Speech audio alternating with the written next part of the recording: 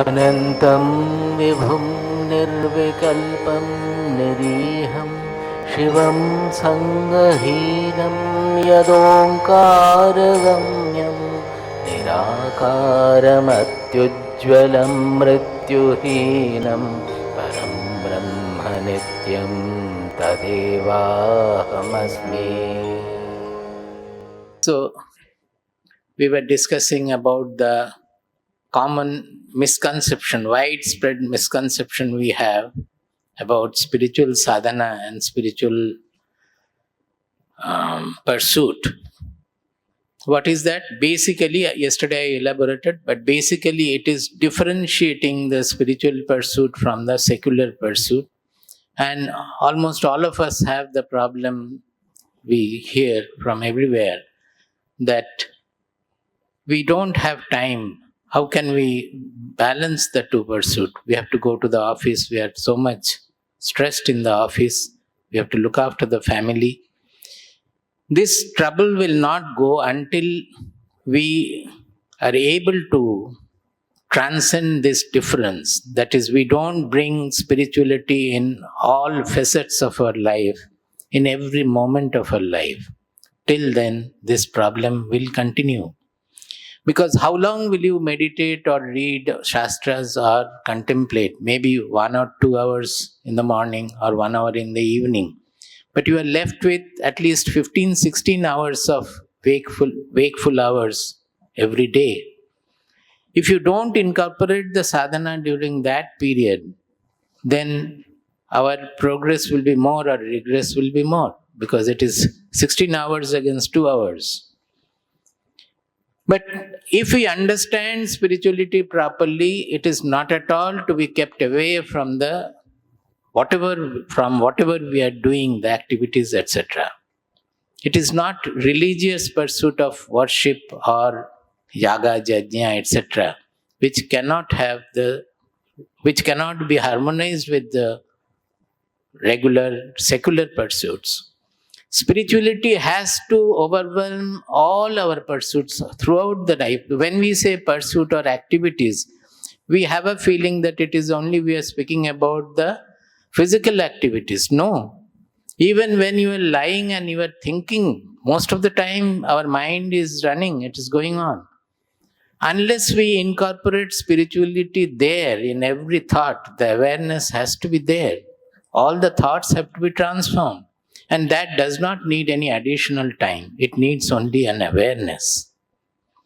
So until that is done, it is not a spiritual pursuit with wholesomeness.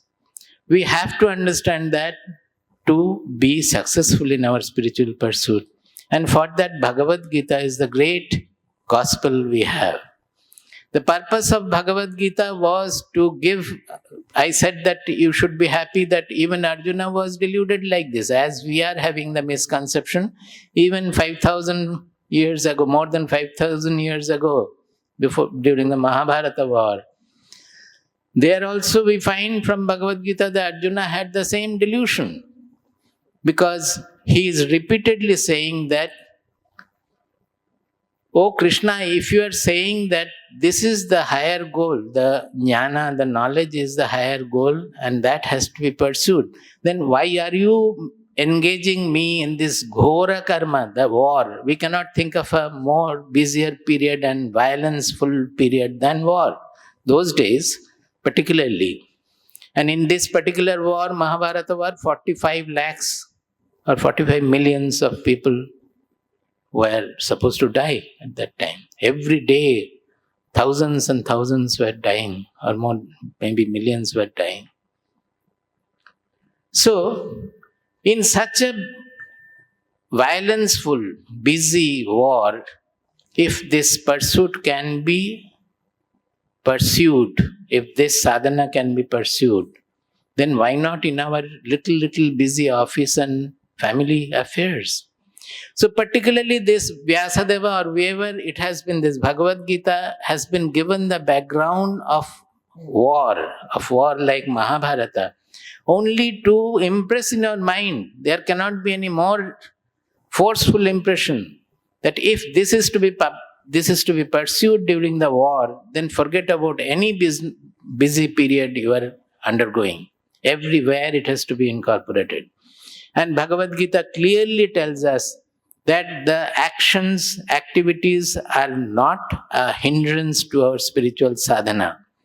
But the entire Bhagavad Gita yoga is based on transforming all the activities to make them instrument for attaining the spiritual goal. Not only it is not a hindrance, they are the instruments for attaining the spiritual goal. Now let us go back to third chapter, first 4 verses. We will read and then come back. Following me you chant. I will stop every half line.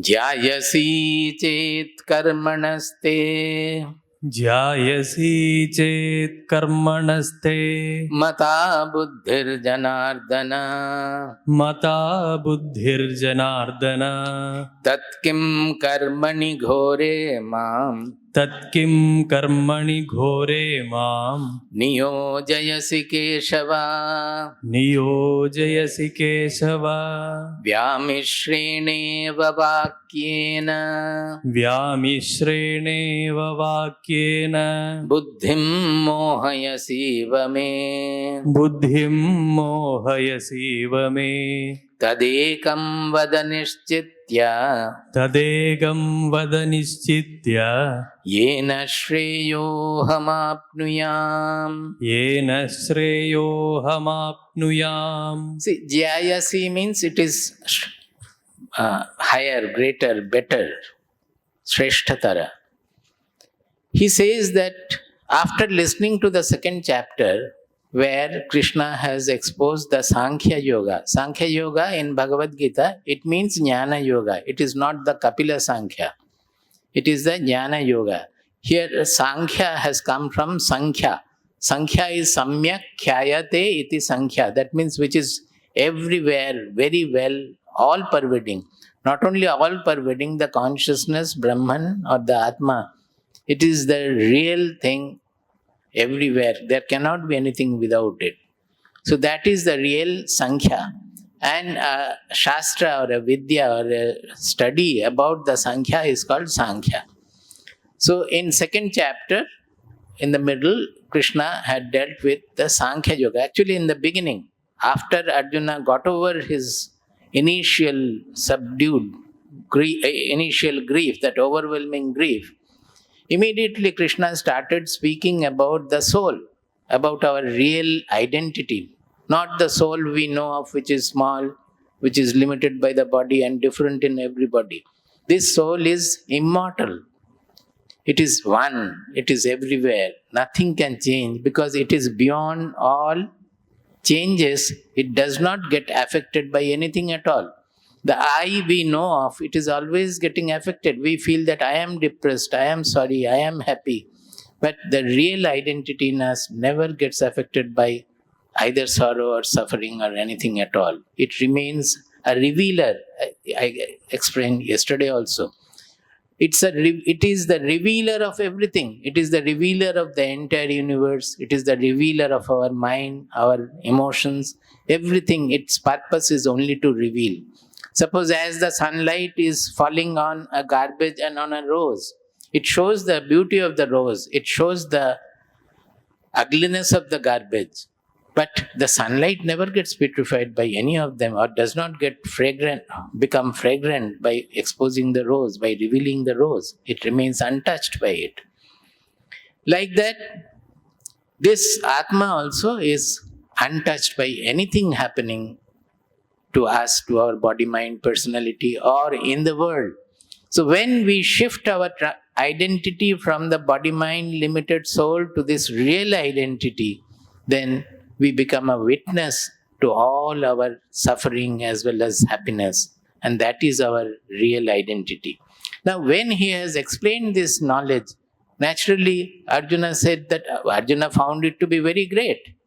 And his confusion was that if this is the great thing, the greatest thing, and I wanted to take up sannyasa, wanted to go to the forest and live on begging and pursue this goal, then why, Krishna, are you preventing me from doing that, asking me to get engaged in the war where I have to kill my own most beloved grandfather, and also the most respected teacher from whom I have learned actually.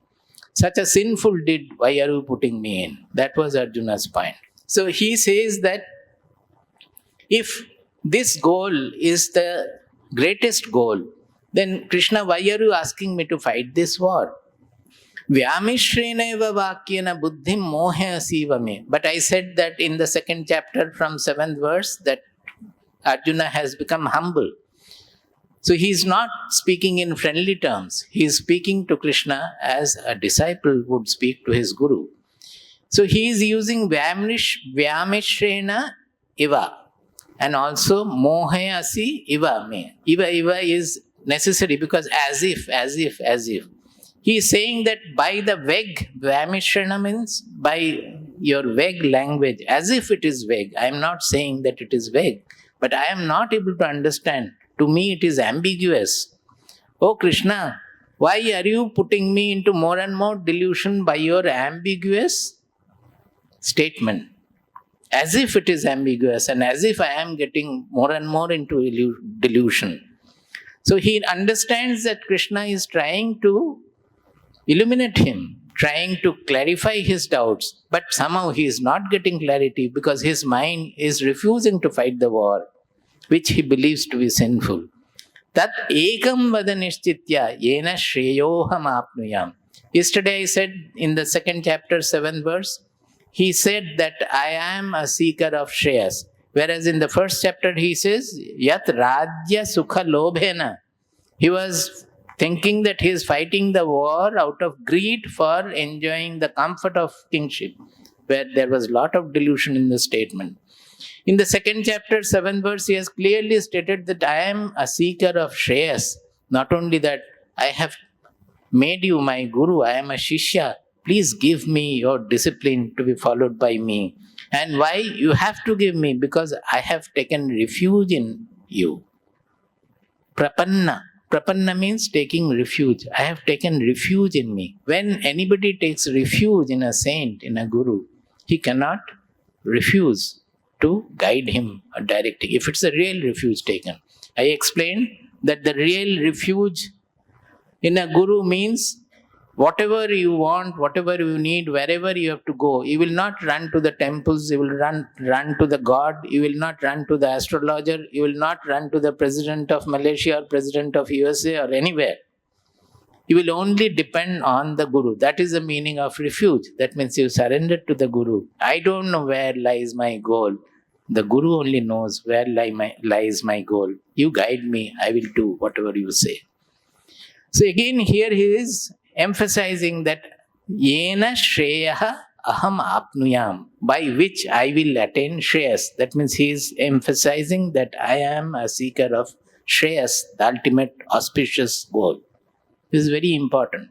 Naturally, Krishna has to give his message on how to attain the shreyas.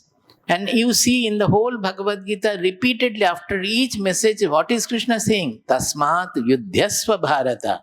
Tasmat yudhyasva bharata. After saying everything, all the spiritual truth, what is he saying? Therefore, Arjuna, you fight. He is not saying, therefore, Arjuna, we sit inside the room and meditate and only live on begging or go to the forest and stay. He is saying, therefore, you should fight. So these are the statements and the background created by them which tells us that spirituality is not to be taken away, kept away from the active life. And I said that active life does not mean only the physical activity.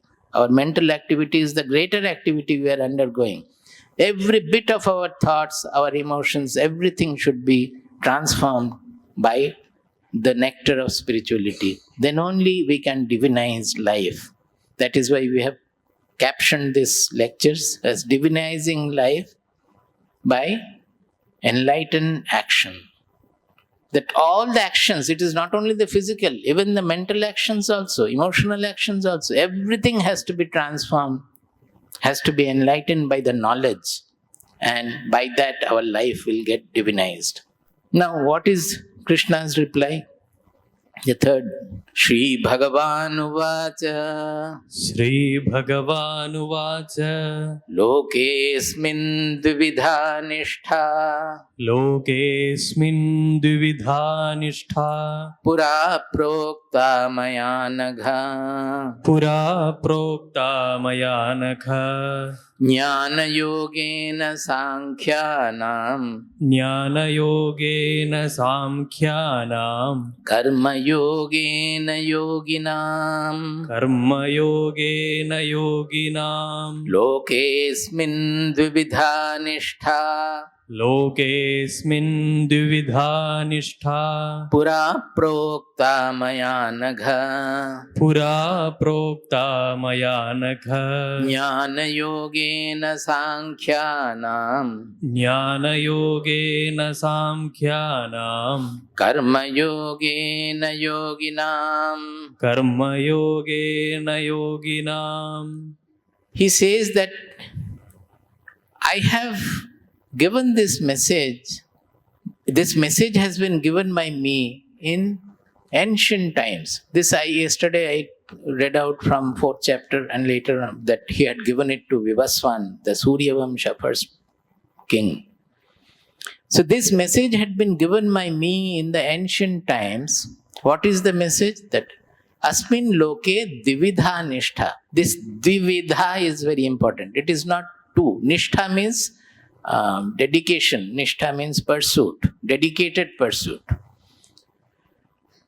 Nishtha actually means Nisheshena Tishtati. That means by which it will envelop you completely. There will not be anything remaining. That means your whole life will become spiritual. There will nothing be which is non-spiritual. That is why it is called Nishtha.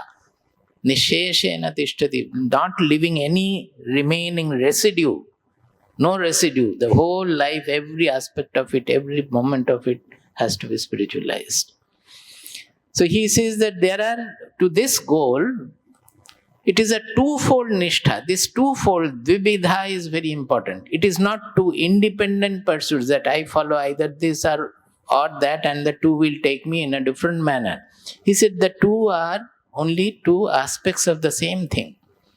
But depending on the fitness of the person, of the sadhak, of the pursuer, they take to one practice or the other practice. What is that? Jnana Yogena Sankhyanam, Karma Yogena Yoginam. That is, those who are given to the practice of contemplation on the truth. For them, it is called Jnana Yoga or exclusive knowledge pursuit. Actually, when we discuss it in the Upanishads, it is called Kevala Jnana Nishtha. Kevala Jnana Nishtha. That means exclusive knowledge pursuit. And for the yogis, it is Karma Yoga. Karma Yogena Yoginam. Now, the moment Karma Yoga is mentioned, I would like to say that most of us also have a delusion about this Karma Yoga, because I have seen many people who are very much given to work and do not want to pursue the spiritual knowledge or don't want to listen to this also at all. They said, I am now doing Karma Yoga. I don't have time to pursue knowledge or anything. I am doing Karma Yoga. Actually, what they are doing is karma. It is not Karma Yoga. The karma becomes yoga by the yoga attitude. As long as the yoga attitude is not enveloping our all activities, you cannot call it Karma Yoga. You may be a tremendously active person doing so many things, but it will not become Karma Yoga. It will remain a karma. To make it yoga, you have to pursue the yoga attitude. That is, whatever we are doing, we have to do with the yoga attitude. Then the karma will become yoga. So, otherwise, the karma is the karma kanda karma. That is the Vedic karmic section or the part of the Vedas. It is called karma kanda, and the Upanishadic part is called jnana kanda, the knowledge pursuit. In karma kanda, the karma pursuit is not karma yoga. It is karma only. They don't call it karma yoga. It is called karma kanda. The part of the Vedas dealing with the rituals, worships, etc. Because there all the activities are pursued with a kama. That is, all the yaga yajnas people pursue, that seeking a fruit at the end of the yaga. In some cases, it is not even at the end of the yaga, it is after the body falls. Many of the yaga yajnas are the fruit will be had only after the body falls. That is securing a heaven. As in Kathopanishad, Nachiketa's father was doing the huge yaga only to go to the best of the heaven. So you will not be able to verify that until the body falls, you will not know whether you have got the fruit of it or not. But because they are desirous of such a phala, that result, they are pursuing it. So Bhagavad Gita in the second chapter, they have criticized the yaga, jajna, etc. But criticizing not that they should be absolutely rejected. They have said that they are all necessary to bridle people in the mass level. The people have to be bridled. And they are all, nothing of them is harmful, because all the yagas used to end with a dana, where the performer of the yaga will have to become absolutely penniless by distributing everything he had. So naturally it will make his mind broader. It will make him expand. So they had their good effect. But the fact is that anybody will do the yaga provided he wants that fruit. Suppose you don't want to go to the heaven, will you do it? You will not. Dasharatha did the Putra Kameshti yaga because he wanted sons. That is why he did it. So if you don't have such desire, naturally you will not do. So all the karma kanda karmas, the ritualistic karmas and worships, etc., they are all with the kama, with the desire for attaining something.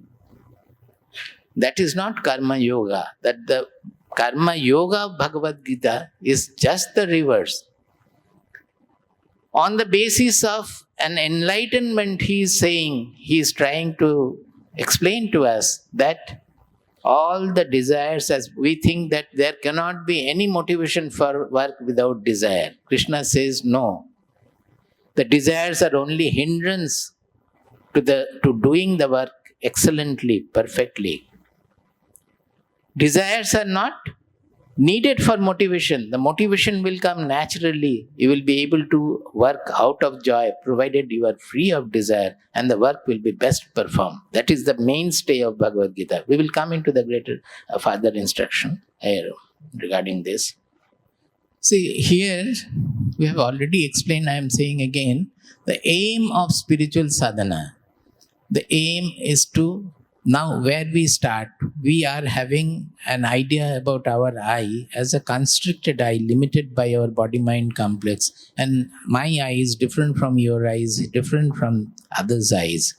This creates all the problems in life is only because of this fragmentation and the constriction we are undergoing. All the problems of life will be sorted out when we identify ourselves with the real I, which is one. Not only one, it is transcendental. Because when we say one, there is a concept of two. It is the transcendental consciousness. When we say consciousness, you cannot have it as an object. You cannot see the consciousness or know the consciousness as different from you. Consciousness can be known only as the I-amness in us.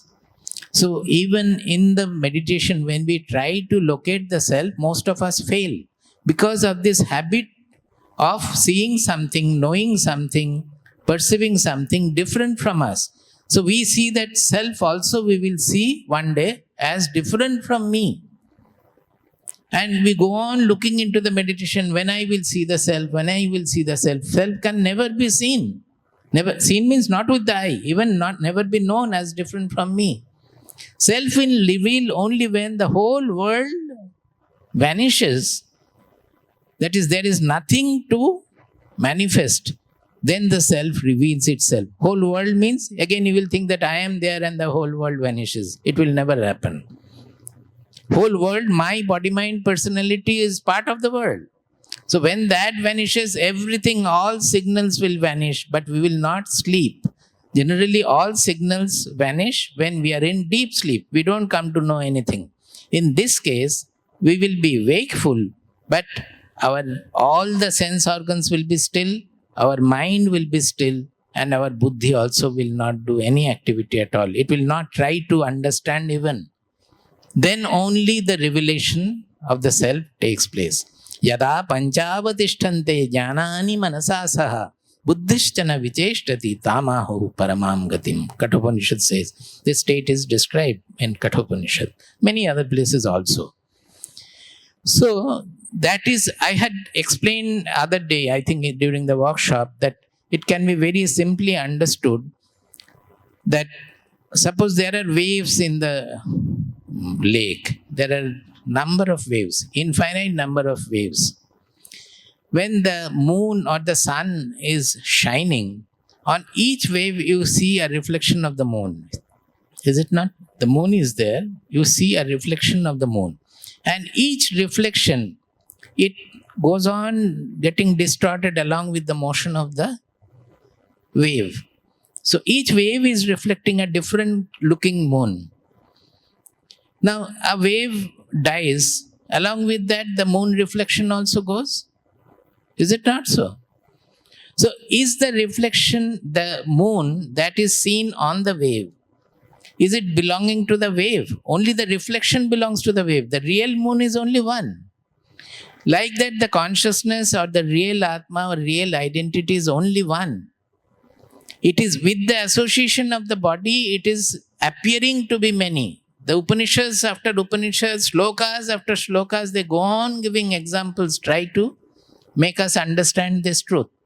Because it is not easily perceptible, easily apprehensible also. But these are examples which can help us. When the body dies, the reflection goes. That is how our consciousness, which we are thinking to be the small I, that small I will no longer be there. But before that, if you can identify yourself with the actual moon, actual sun, that is the actual one consciousness, then you become immortal. The body falls, but that doesn't touch you at all. I had given you another example, that mirror. Suppose the sunlight is coming down there. You put a small mirror and put it at an angle. You will see a reflected beam. With that reflected beam, you can see all the objects and everything. Is it not? Now this reflected beam will have the characteristics of the mirror. Suppose the mirror is red, the reflected beam also will be red. So what you see will be colored by the mirror. Exactly that is happening when we are seeing the world. Depending on our 5 indriyas, we are seeing the world. Suppose we develop today another indriya which sees the magnetic field, or which has a microscopic vision into we will see all bizarre elementary particles moving around. You will not look like as you are looking. Is it not so? So whatever we are seeing, it is colored by the body-mind personality. But the real consciousness which is making the body-mind personality see, it is only the reflection. Now suppose the mirror starts thinking that the reflected beam is coming from within me. Am I clear? When the mirror starts thinking that the reflected beam is coming from within me, is it right? Is the mirror right? The real light is not coming from it. Reflected beam must be coming from there. But the real light, without which the reflected beam will not be there. The real light is coming from elsewhere. Now you think of millions of mirrors placed over there. They are all reflecting the same light, but with their own reflected beam. But if they can identify where from the source of the light, if they look at the original light, they understand that I am one which is reflected by millions of mirrors. That is the real light. That is exactly what we do in our dhyana. I won't use the word meditation because meditation goes in so many things goes in the name of meditation. In dhyana, suppose the goal of dhyana is samadhi, nirvikalpa samadhi, where we are trying to focus where from this I, the real I, the consciousness is coming. What are we turning? What is the mirror? Mirror is our own mind, our own buddhi. We are trying to find out where from this I is coming. That I is seeing the body, so it is not the body. That I is knowing the mind, so it is not the mind. That I is revealing all the emotional waves in me, so it is not the emotion. Then where from this I, which is revealing everything but not affected by anything at all? When we start looking at that, what are we doing? We are turning the mirror towards the light. That mirror is our own mind, buddhi. That buddhi we are turning to the origin of consciousness. That means turning the mirror towards the main light.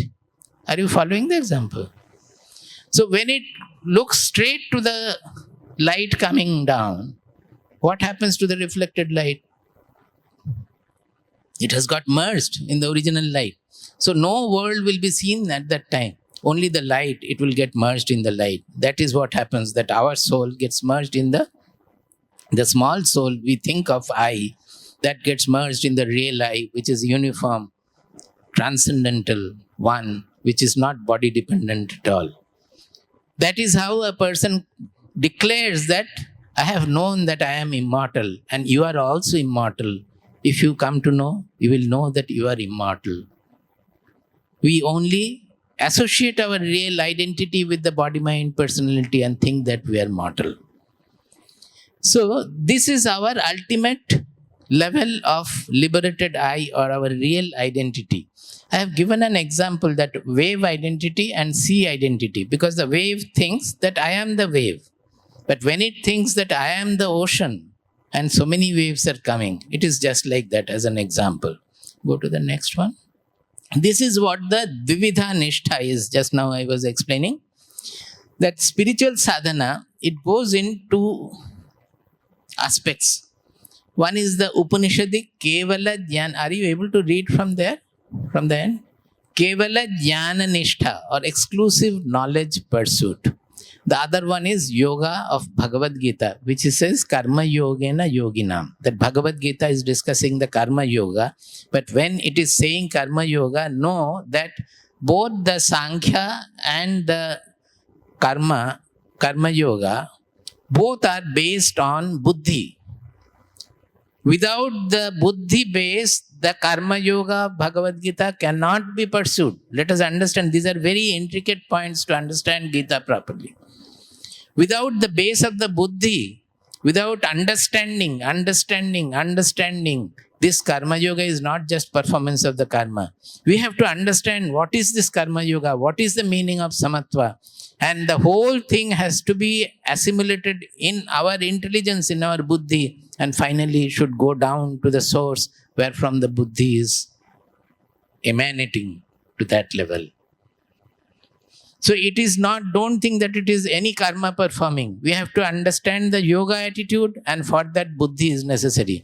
So Bhagavad Gita often refers to the Karma Yoga as buddhi yoga also. Actually both are intelligence dependence. Knowledge also is depending on the intelligence, and the Karma Yoga of Bhagavad Gita is also depending on the intelligence. Now here we have seen the next step, that the Kevala Jnana Nishtha, the pursuit is constant contemplation on truth or soul or Brahman. In a nutshell, it is called Shravana Manana Nididhyasana. Shravana means hearing about the knowing the truth from somebody else, either the Guru or the Shastras, or so hearing about it means Shravana. Normally we say that hearing about it from a knower, otherwise it will not strike, the real thing will not strike. Then comes manana, that means ruminating on the truth. That is, after hearing, you are not supposed to accept it as it is. You have to understand it. So your buddhi will raise various questions.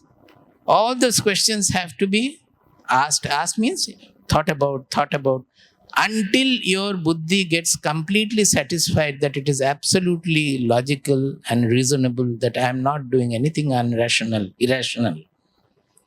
So this manana is the end of the intelligence, that full analysis has been done and I have become absolutely satisfied that this is the truth, there cannot be anything else.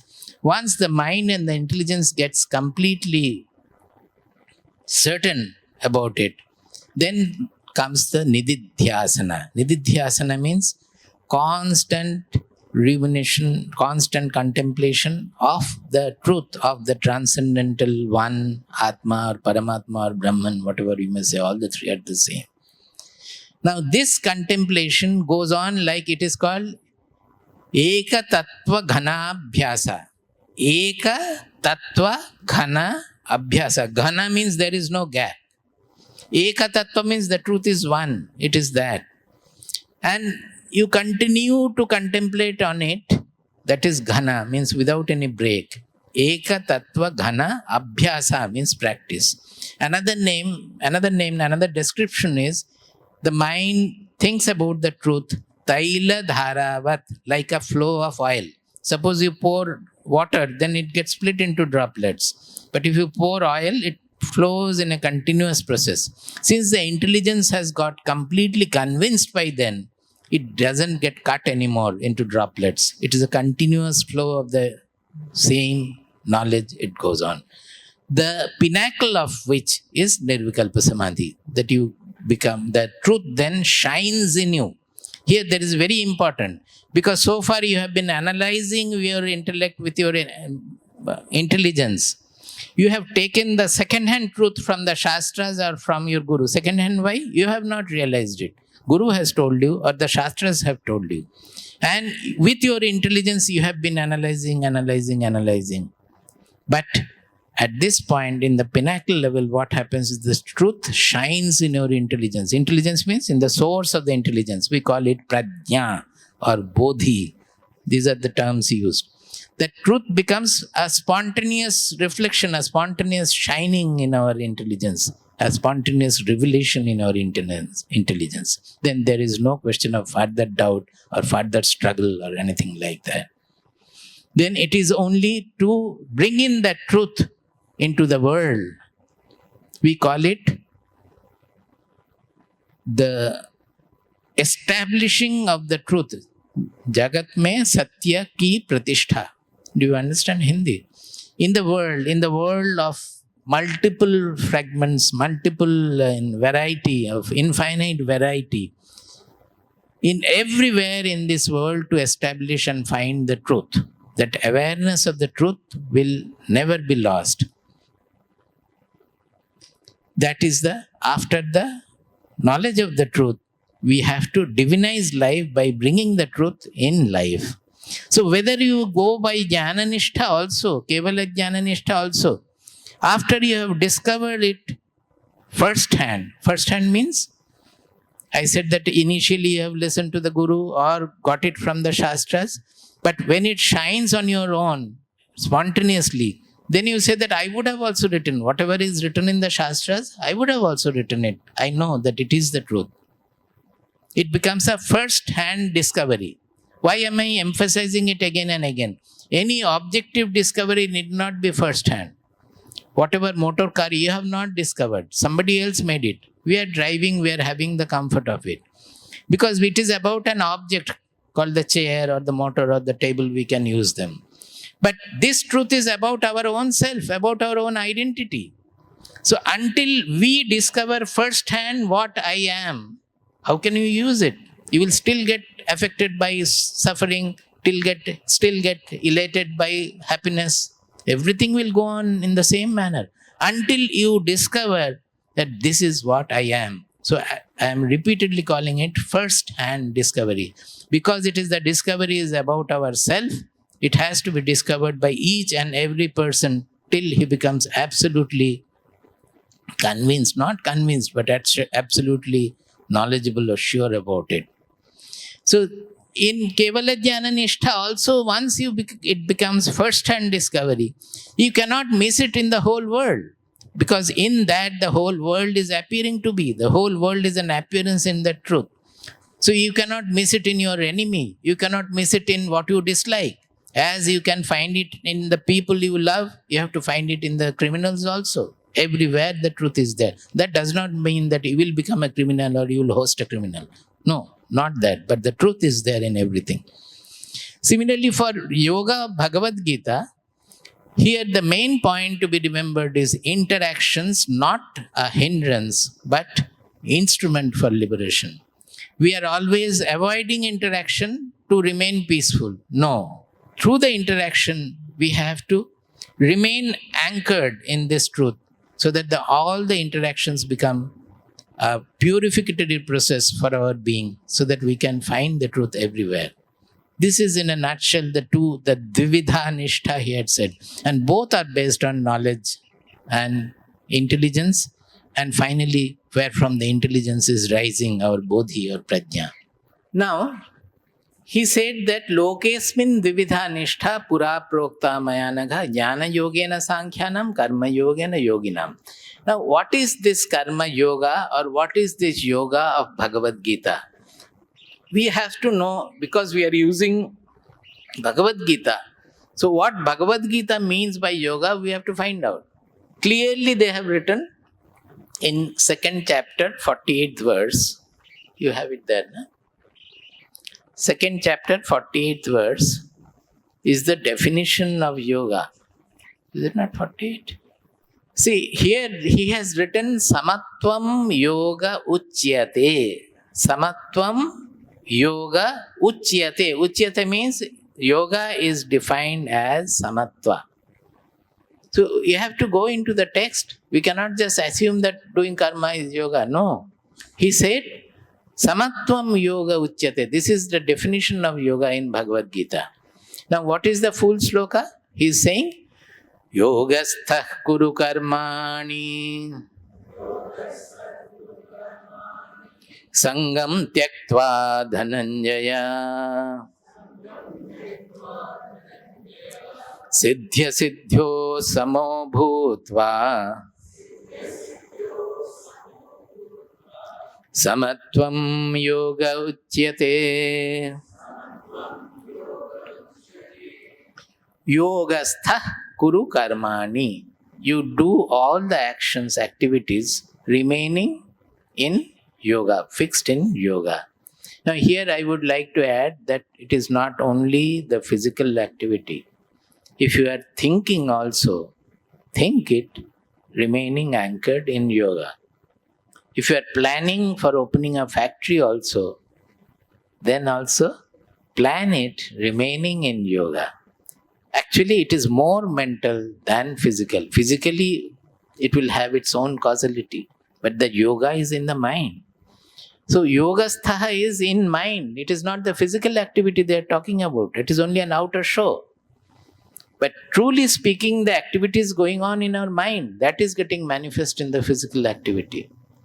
So, this yogasthata or remaining in yoga is more applicable or fully applicable in case of thoughts. That whatever we are thinking, we have to remain in yoga. Now, what is the meaning of remaining in yoga? Sangam Tyaktva Dhananjaya. There is something called Sangha, which Bhagavad Gita will explain in various places.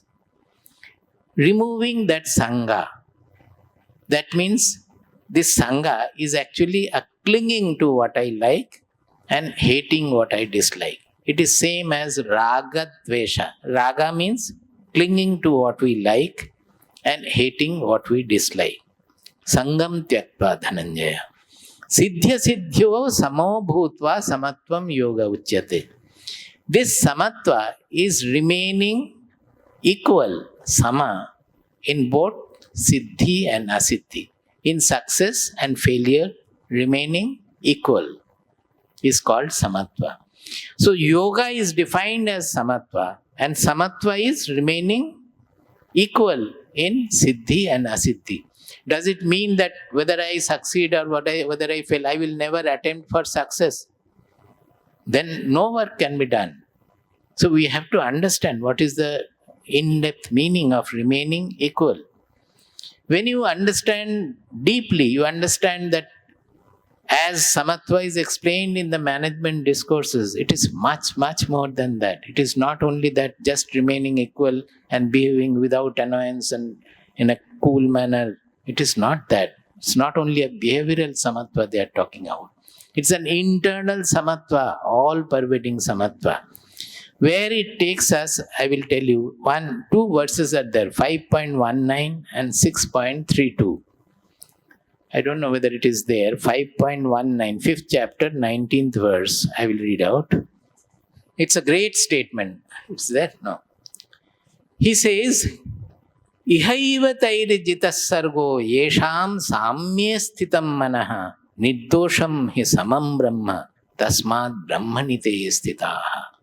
He has equated this samatva with Brahma Nirvana, the highest goal of spirituality. What is he saying? Ihaiva tairijita sargo. Sarga means the creation.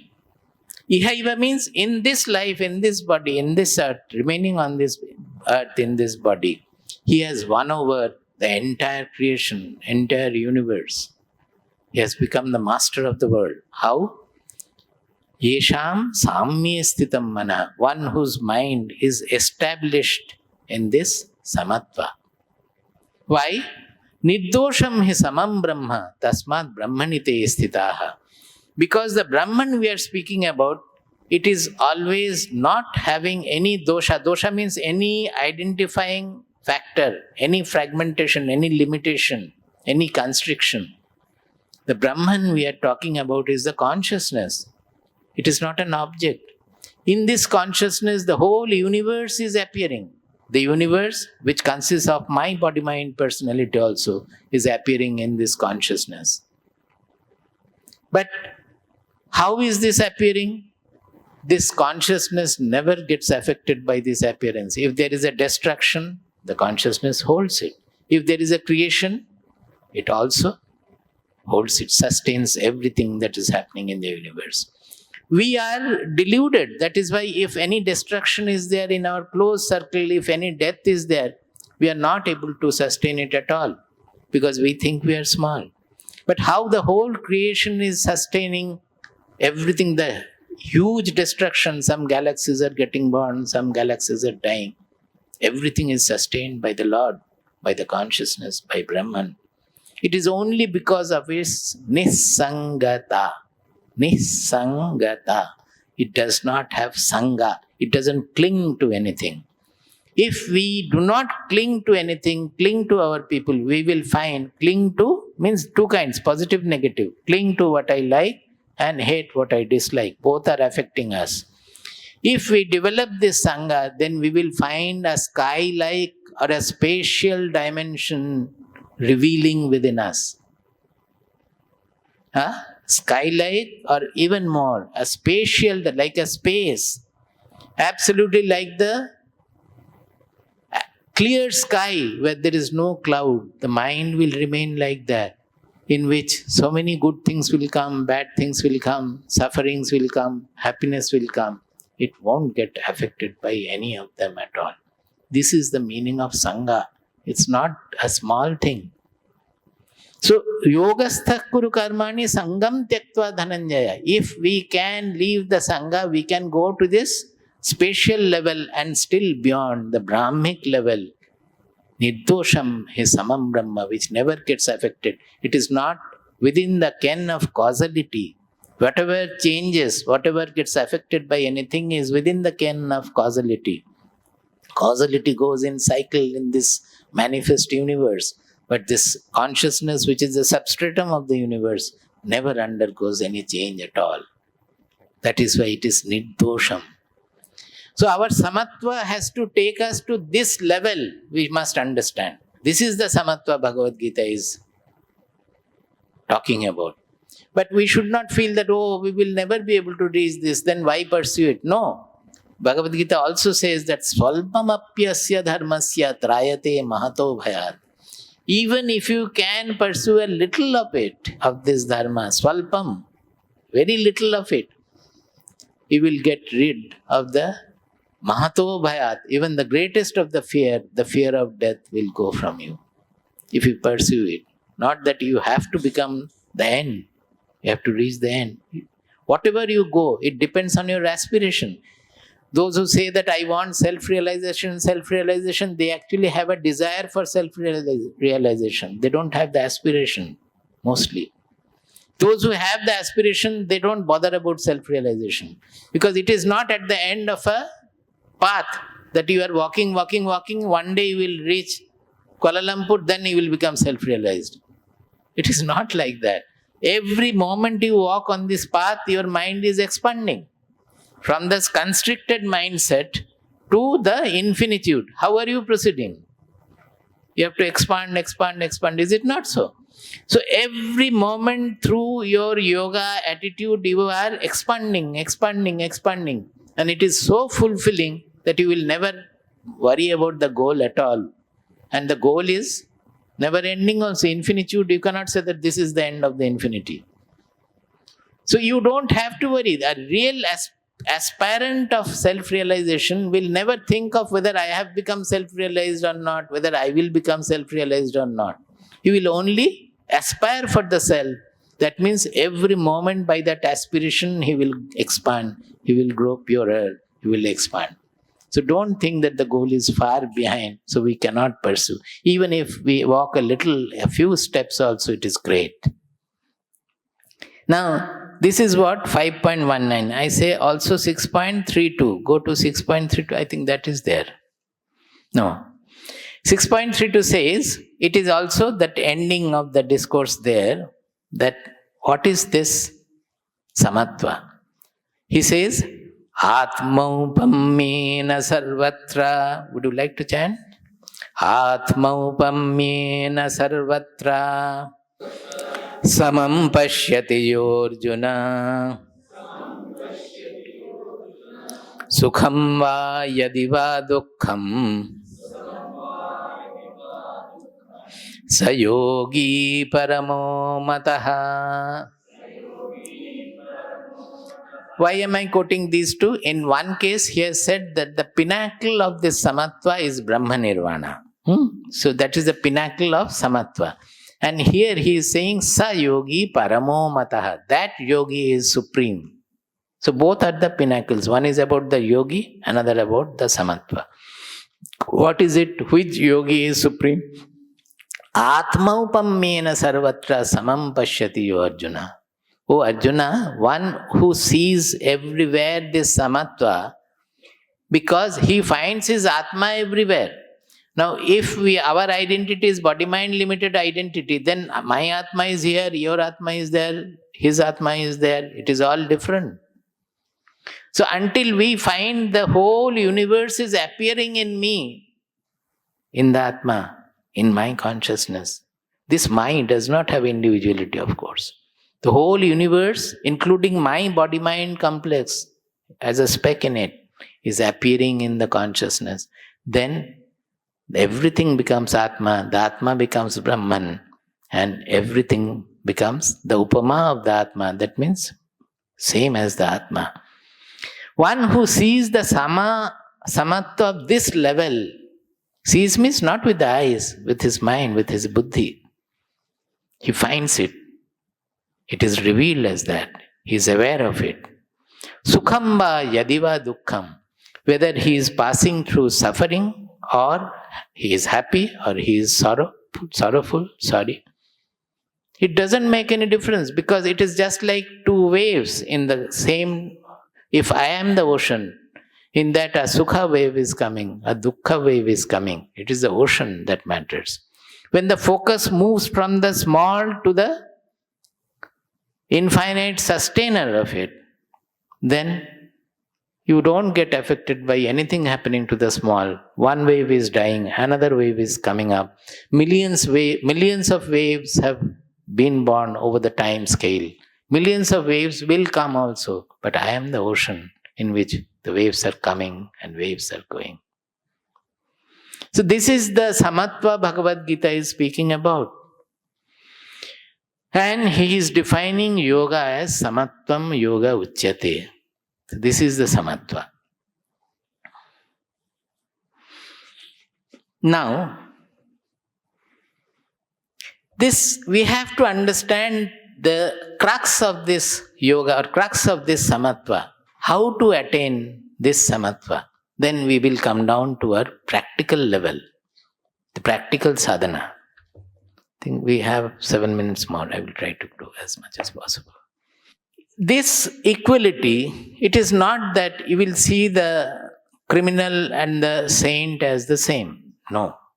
It is not that you will see the food and the poison as the same and start eating the poison. No. This samatva is not like that. Will all its varieties, the infinite variety of the world, they are all appearing in my consciousness. That is the samatva. In behavior, the behavioral level, all the cause and effect chain, the causal relationship will be still valid. They will not go. When Bhagavad Gita speaks about the fruit, the phala, the sangha to the phala, they don't speak about the objective phala. It is another great misunderstanding. I will try to take it up again tomorrow. That suppose you are making a factory to produce cars, motor cars. Would you not like to have the motor cars as its output? Not only that, you have to plan beforehand that when the factory starts producing the car, what kind of car there will be demand in the market. According to that, you will produce. Now, the fruit of the factory is the car. When the car is produced, that Bhagavad Gita says that they throw away the cars. Then why are you producing the car? Bhagavad Gita is never speaking about the objective result at all.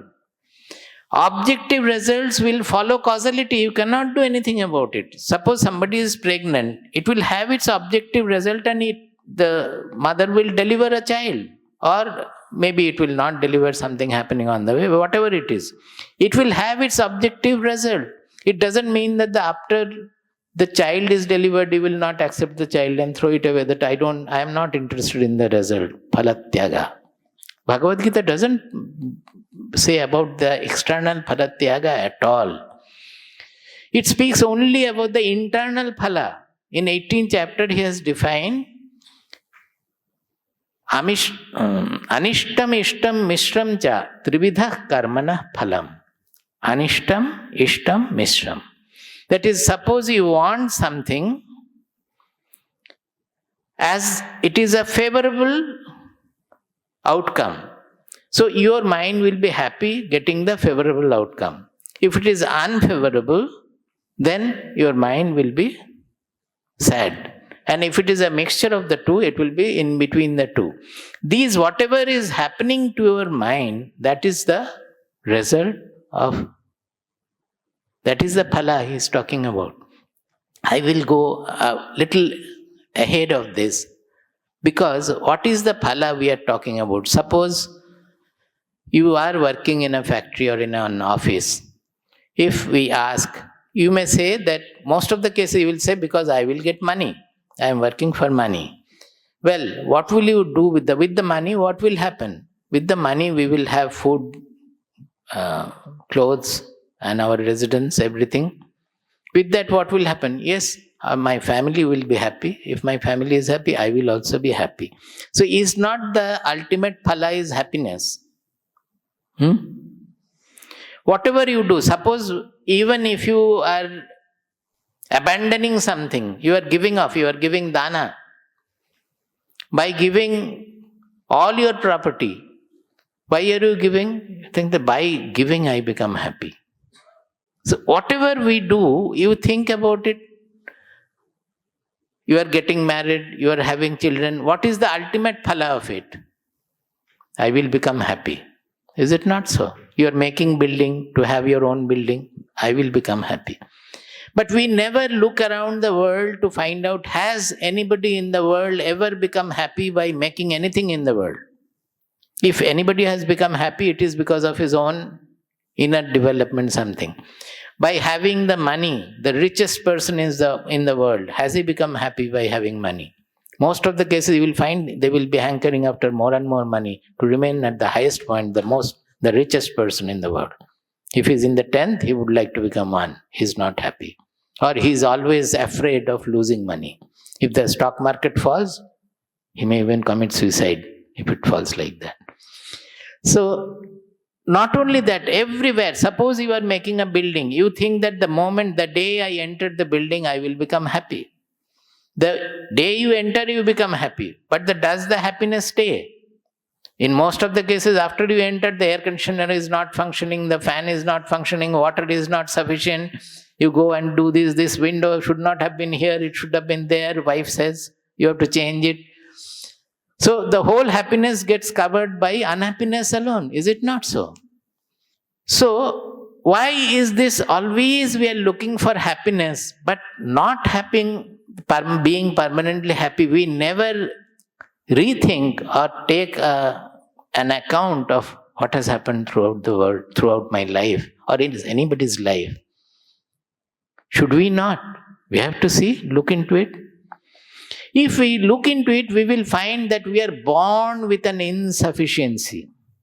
We are born with an insufficiency. That is why the baby itself, it will cry for food or something else. When it grows, it will cry for some playthings or so. When moment it is had, it will be happy with that. But how long? A little later, it will want another something. So after some time, then when it becomes hungry, it will start crying again. Then the mother has to feed. With everything also, it will sometimes cry, and when the mother puts him on her lap, then the child becomes happy. So the mother might be calling throughout the day that, come back on my lap. That is the happiest resort for you. But the child doesn't listen. It goes on playing. Like that exactly we are doing. We will be happy the day we come back to our source. Not knowing that we are missing the source. That is what we said, we are missing our real identity, the consciousness, the real identity, our real Atma.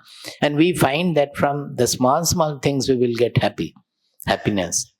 Truly speaking, we never become happy. Actually, the desires are the hindrance towards happiness. Why are we becoming happy? If we analyze, you will find that when you are intensely desiring something, will not the happiness, instant happiness also will be intense when you get it? It is always so. What happens is that when you are looking for something intensely, then that takes away all other small demands, small desires. Everything is kept away. So when that is fulfilled for some time, a longer time, no other desire come to cloud your mind.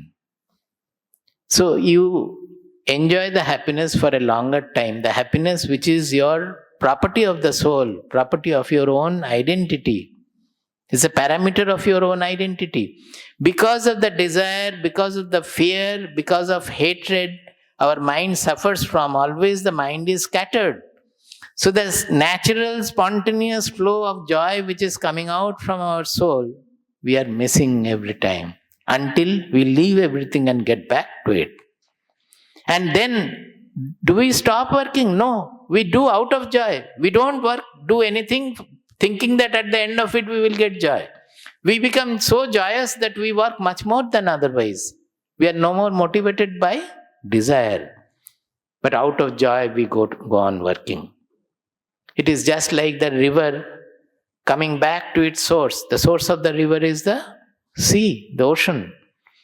Like as vapor it goes up, then the cloud sheds. The river starts from top of the mountain. It starts flowing. In the process, it does so much of service. The plants grow, people cultivate, animals survive. Serving everybody, finally, where is it going? It is meeting the sea, its own source, where it is no longer a river, whether it is a Ganges or Yamuna or Neela, whatever the river is, it is all the sea, the one sea. Like that, we are always suffering from an insufficiency. There is a gap in us. Until we get back to our source, that insufficiency is not going to be fulfilled. Once it is fulfilled, we don't stop our activity. We remain active. We do whatever we do out of joy, not for looking for small joy here and there.